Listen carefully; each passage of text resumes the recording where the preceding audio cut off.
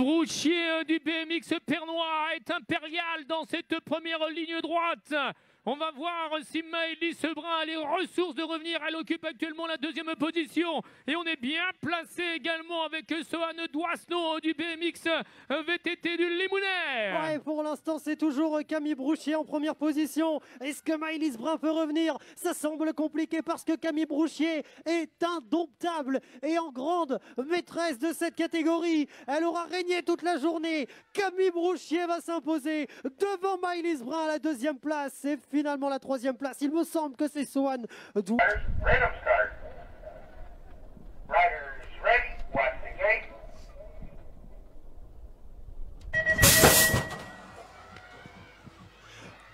Oh, Thierry Venturini est passé par-dessus la grille alors que c'était un véritable favori. Et c'est sans surprise que Lino Arscoe pour l'Union BMX du Rouennais va prendre la première position. Mais directement, on essaye de réagir avec Tito Enfort. Mais pour l'instant, Lino Arscoe arrive à la mi-parcours en première position. Ah oui, à mi-parcours, Aaron Lunchenglein occupe actuellement la troisième position. Et on fait l'effort également avec Lucas Robert à la quatrième place. Attaque devant avec Lino Arscoe qui malheureusement quitte la piste. Et c'est donc Aaron Lunchenglein pour le BMX Pernois qui aura été chercher une victoire sur Lucas Robert. Riders, random start. Riders ready. Watch the gate. À l'intérieur, Mathilde Bernard est bien partie, la pilote du BMX Pernois. Réaction tout de suite de Lucie Lacoste. Lucie Lacoste à la deuxième position, Bo Van Digel à la troisième place et quatrième, Mallory Urbani. Ouais, mais pour l'instant, c'est toujours Mathilde Bernard à la mi-parcours qui domine les débats. Bo Van Digel vient de revenir, prendre la deuxième position. La Belgique est de retour, mais je pense qu'il n'y aura absolument aucun problème. Et en toute logique, Mathilde Bernard va s'imposer aujourd'hui pour ce premier round de la Coupe de France à Sarrian devant Bo Van Digel à la deuxième place. Et Lucie Lacoste complétera le... Start. Riders ready. Watch the gate.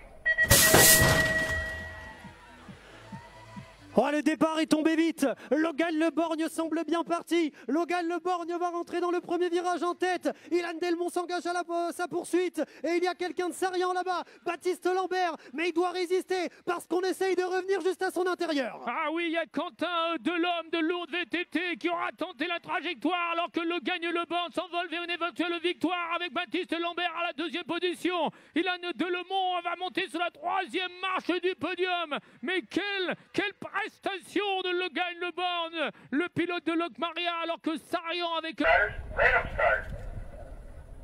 Riders ready. Watch the gate.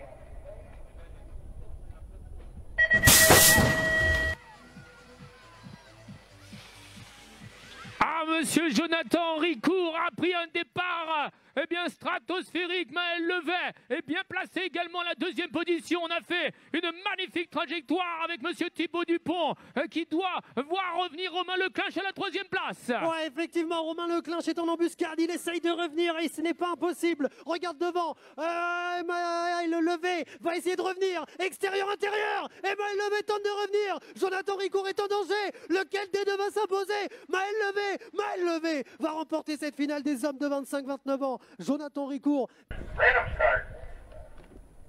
Riders ready. Watch the gate.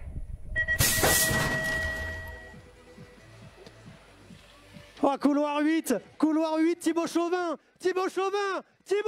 va prendre la première position. Mais Alexandre Montléon, on connaît sa fluidité. Il est juste derrière et a quasiment désormais la mi-parcours. Ce n'est pas impossible qu'il revienne pour prendre la tête. Ah oui, Clément, il a fait une petite erreur. Alexandre Montléon ici devant nous, mais il concède toujours la deuxième place. Il y a monsieur Dorval qui attaque maintenant à la troisième position. Et il y a un Byzantin, c'est Clément Lucas peut-être. Et ça attaque avec le pilote de Besançon pour éventuellement monter sur le podium. Mais monsieur Thibaut Chauvin, eh bien, incontestablement, c'est adjugé la victoire devant Alexandre Montléon.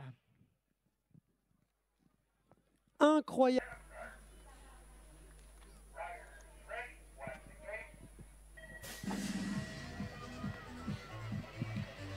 Allez, Clara Rouget, pas trop mal sortie de la grille de départ, mais attention derrière, il y a une réaction de Mawen Kervella. Oh, ça va être chaud, mesdames et messieurs, pour cette finale des cadettes. Avec actuellement, eh bien, Lucie Sautour pour Besançon.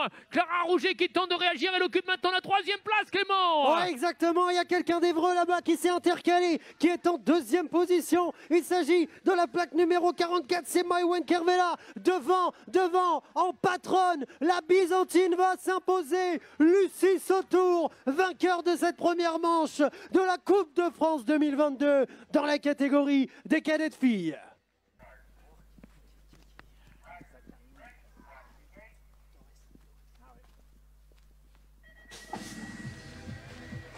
Non. Ouais, Zachary Neal est bien sorti, mais Zian Lemay pour l'instant 2e, juste derrière lui, mais Zachary Neal est bien parti, mais il va devoir résister parce que pendant toute la course, il va avoir à faire un Zian Lemay qui vient de faire une erreur, il reste en 2e position. Ah oui, alors qu'on a attaqué Clément Rocherieux occupe la 3e position, et Wayne Paturel la 4e place, mais devant, c'est Zachary Neal pour la STB Mixed Race, avec notre ami Zian Lemay à la 2e position et monsieur Rocherieux qui va compléter le podium de cette catégorie des...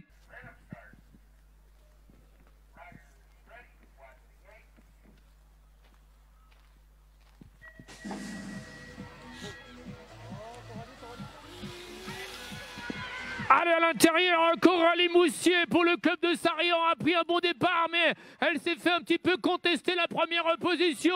Et devant, ça s'échappe avec Laurine Crozet et Besançon avec Laura Mouget. Ouais, mais pour l'instant, Laurine Crozet est en train de créer la surprise, alors qu'on aurait peut-être dit que Léonie Druard et Coralie Moussier étaient les favorites. Mais elle va sans doute s'imposer en patronne. Laurine Crozet entame ce dernier virage. On va se contenter de la 2e position du côté de Besançon avec Laura Mouget, à moins qu'on revienne. Et on revient très très bien avec la championne de France cadette qui va prendre la 2e position sur le podium. Il s'agit...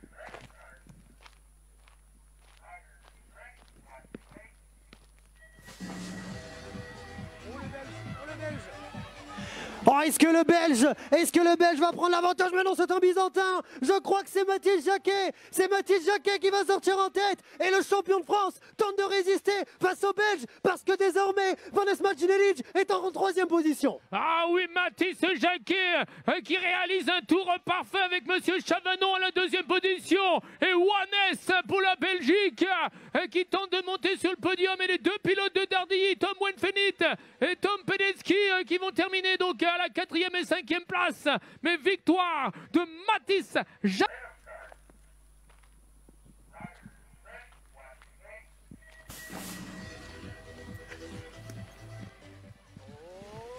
Allez, magnifique sortie de grille de Elke van Hoof, la pilote belge, et derrière réaction de Marianne Beltrando, la pilote de Frontignan, mais devant actuellement, c'est Manon Venstra qui mène la danse. Ouais, Manon Venstra a surpris tout le monde. Elle est pour l'instant en 1re position. Marianne Beltrando n'a pas dit son dernier mot. Manon Valentino fait une excellente course, elle est 3e. Regardez, on va avoir une bagarre dans la dernière ligne droite. Est-ce que Marianne Beltrando peut revenir?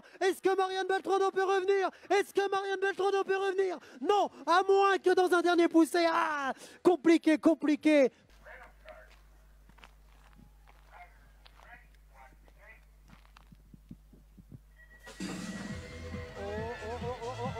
Maillet. Ouais. Oh, Romain Maillet a pris le meilleur départ. C'est lui qui sort pour l'instant tête du premier virage. Jérémy Rancurel s'élance à sa poursuite. Il est en 2e position. Et derrière, il y a un autre pilote de Besançon en 3e place. Ah oui, Léo Garoyan occupe maintenant la 3e position. Il y a Dylan Gobert qui chasse à la 4e place. Mais Romain Maillet va s'adjuger la victoire de cette première épreuve. À moins que Jérémy Rancurel réagisse. Oui, Jérémy Rancurel, Léo Garoyan.